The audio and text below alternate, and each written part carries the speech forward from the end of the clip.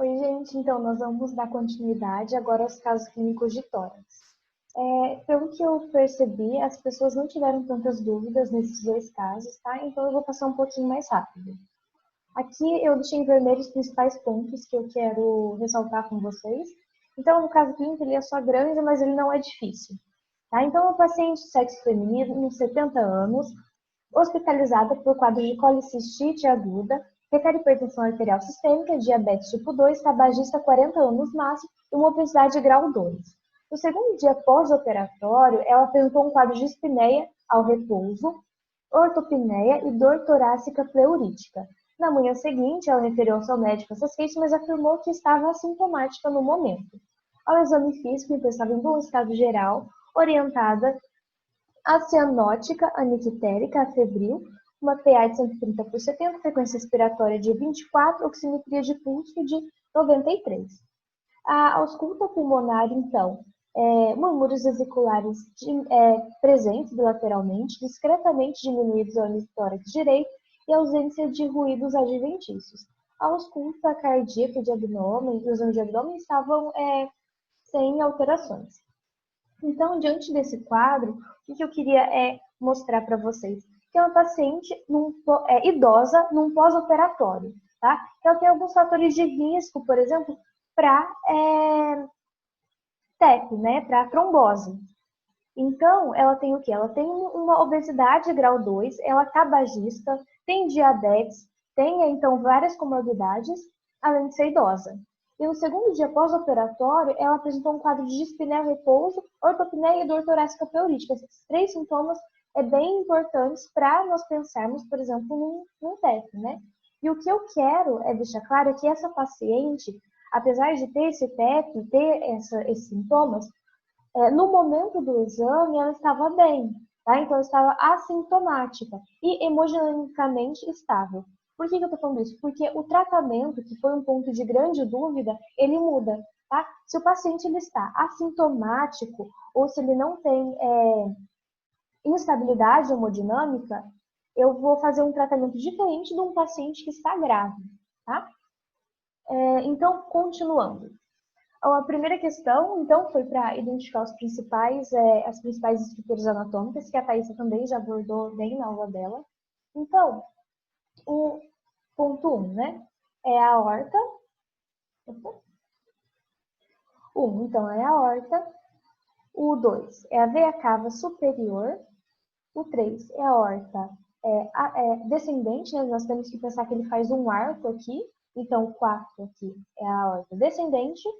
O 3 é o tronco pulmonar. E o que eu quero que vocês vejam? Então, isso é uma tomografia com contraste, né? Tem contraste aqui em todo o tronco da artéria pulmonar? Não. Né? Nós vemos aqui que tem uma falha de enchimento. Isso daqui seria o trombo, tá?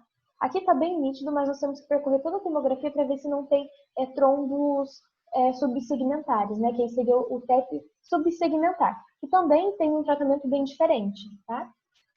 Então, nós vemos um trombo no tronco da artéria pulmonar e o diagnóstico ele é de embolia pulmonar. Aqui eu coloquei mais um exame para depois você entrarem no site e ver mais casos de TEP, tá? Alguns trombos menores. Aqui está bem nítido, mas eu quero que vocês entrem nesse site e percorram toda a tomografia. Aqui também é mais um exame, tá? E, como eu tinha falado, às vezes nós encontramos trombos subsegmentares. Tá? Então, só em relação ao tratamento, eu gostaria que foi o maior erro da questão, né? Quando o paciente ele tem um TEP, o ponto principal do tratamento é anticoagular. Então, você vai fazer heparina. Quando o paciente está instável, né, ou ele é de alto risco, nós vamos fazer o fibrinolítico. A maioria das pessoas marcaram fibrinolítico, mas então essa paciente, ela está bem, ela está assintomática, então não vou fazer fibrinolítico, vou fazer anticoagulação com heparina, tá? E só para deixar claro, no paciente instável, eu vou fazer o fibrinolítico e a heparina, não só o fibrinolítico. Aí você pode fazer ele ao mesmo tempo, não precisa esperar. Então agora para o segundo caso, também com um enunciado grande, mas ele não é difícil. A maioria das pessoas acertaram esse caso.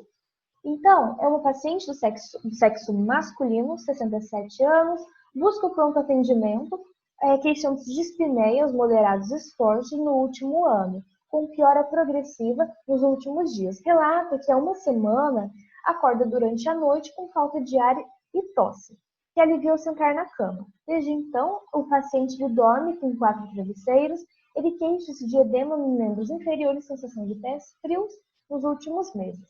Relata hipertensão arterial, 20 anos, com início de tratamento há 4 anos, quando apresentou um infarto agudo do miocárdio. Ao exame físico, ele encontra-se dispneico, mucosas hipocoradas, taquicardia, pressão arterial de 160 por 90, ictus palpável no sexto espaço intercostal esquerdo, na linha axilar anterior. O ritmo regular tem um sopro sistólico regurgitante, grau 2, na região apical, urgência jugular a 45 graus, uma ausculta pulmonar, com números vesiculares presentes, setores crepitantes inferior bilateralmente. As extremidades frias e edema nos membros inferiores, 2 cruzes em 4. O que eu quero deixar claro nesse caso, comparando com o caso anterior, é que esse daqui é um caso que você pode perceber que ele é mais crônico, né? É uma dispneia, só que no último ano o paciente vem apresentando diferente daquele caso anterior, que foi algo mais agudo. Por mais que vocês não conseguissem identificar nos exames a alteração, o que era, pelo exame, pela história, pela anamnese, vocês já podem perceber que é um quadro de insuficiência cardíaca, né? Que piorou nesses últimos dias, por isso que o paciente ele procurou um pronto atendimento, tá? Então, indo agora para os exames, né? A principal hipótese diagnóstica nossa, só pelo caso, já é insuficiência cardíaca congestiva. Mas nós vamos analisar o raio-x, as principais alterações, tá? Então, na insuficiência cardíaca, um dos aspectos que nós podemos observar no raio-x é uma alteração do padrão da vascularização pulmonar. Normalmente, tem uma vascularização mais proeminente nos lobos inferiores, e na insuficiência cardíaca, esse padrão ele inverte. É mais proeminente nos lobos superiores do que nos inferiores, tá? Isso acontece porque há um recrutamento vascular e inclusive uma maior vascularização dos lobos superiores por causa do aumento da pressão pulmonar. Então, aqui nós conseguimos ver a proeminência dos erros pulmonares, não é linfonodomegalia, como alguns falaram. E aqui nós conseguimos ver as linhas B de Kerley, tá? Que são esses risquinhos aqui. Vários risquinhos horizontais. Que também é um sinal bem característico da insuficiência cardíaca. Tá? Aqui, onde que uma das alternativas era se tinha um apagamento do seio costofrênico, e tem, ó, ele tem um discreto apagamento, tá? Normal ele fazer um biquinho aqui, né? Então aqui nós temos um nivelamento, tá? Então eu só coloquei esse exame para vocês comparar a alteração do nosso paciente, tá? Que é o mesmo raio-x anterior, com o raio-x normal.